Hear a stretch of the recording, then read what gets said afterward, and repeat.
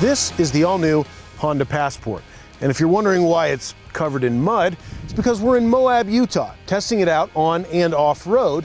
Honda feels that this is a more off-road capable version of a two-row SUV that is also friendly for the city, and it's based on their longer Pilot, but since it's shorter, it's got better departure angle, and since it's higher off the ground, it's got a better breakover angle and a better approach angle. Does this Passport have what it takes to dominate in the midsize segment? We're going to show you what it's like when it goes off-road, and we're going to tell you all about on-road comfort.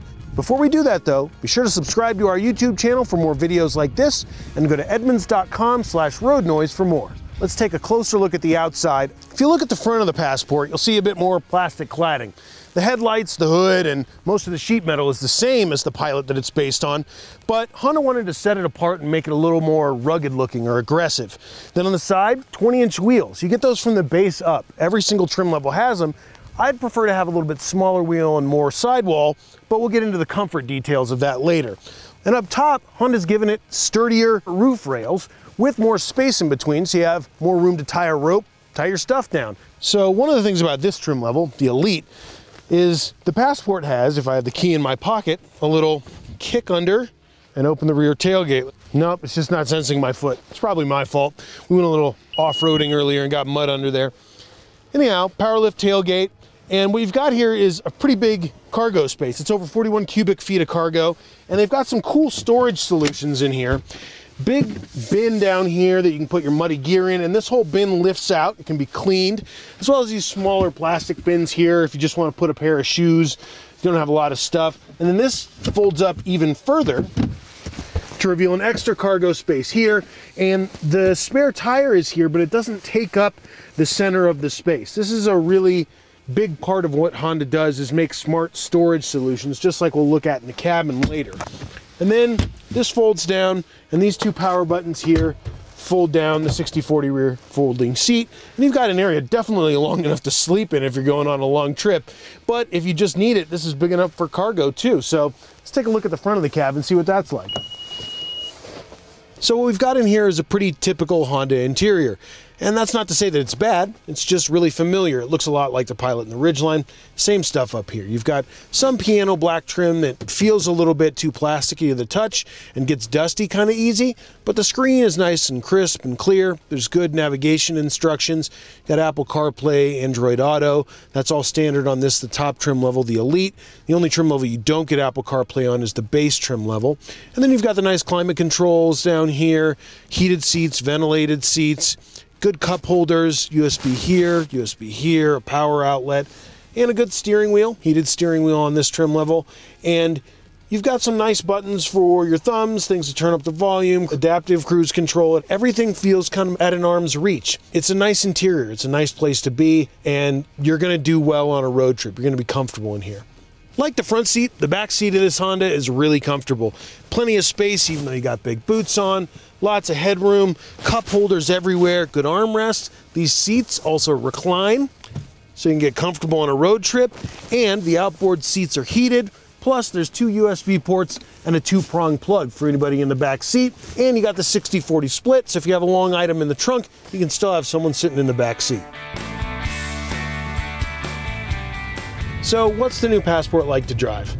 Well, it's a lot like the Pilot that it's based on. It's got the 3.5 liter V6 with 280 horsepower, the 9-speed automatic that's been updated for 2019. It's got smooth shifts, and actually you can start out in second gear if you don't just wood the throttle from the get-go. So it makes things not as kind of jerky from the start as maybe previous years of the Pilot were.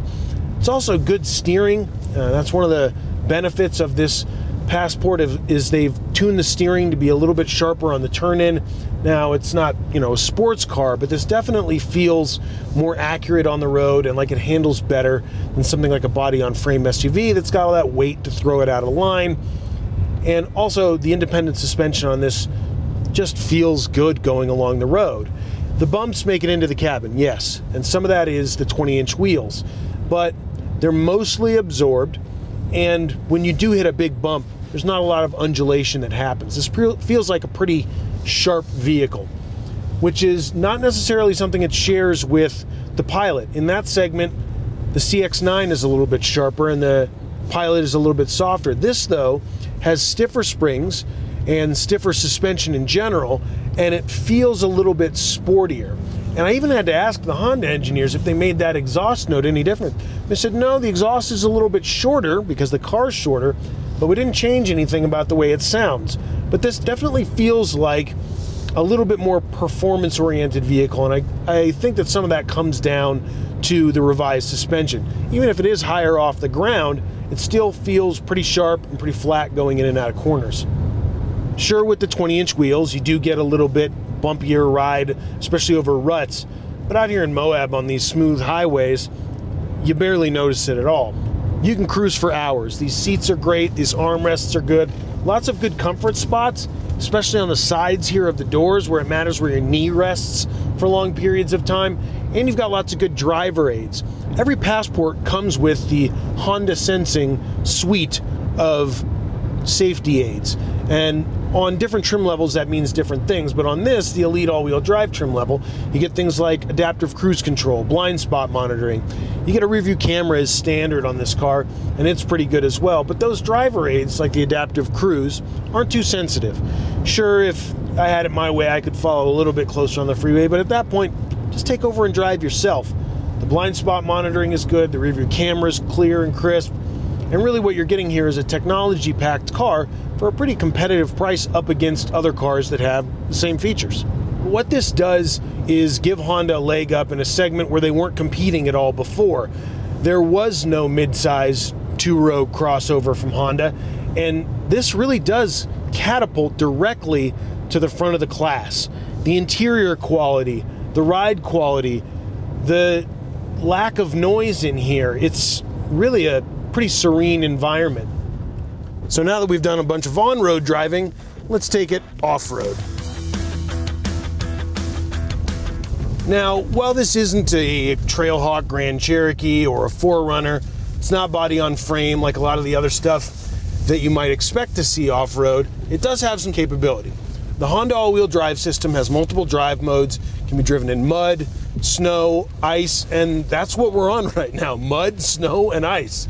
I mean, if you want a rock crawler, this probably isn't the vehicle for you. Forget probably, this isn't the vehicle for you. Yeah, sure, it's got improved approach and departure angles, but if you're like me and most of what you do is driving on-road to get to beautiful places like this, national parks around the country with great views of the mountains and places to camp, this is a great option. It's really comfortable on the road getting there.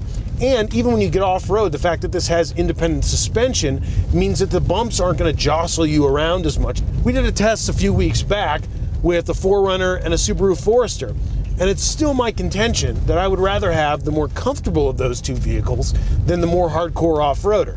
That's just my preference. Now, there are a couple things to consider. It doesn't really have four-wheel drive. It's not the same as a truck. It's got an all-wheel drive system that's based on front drive.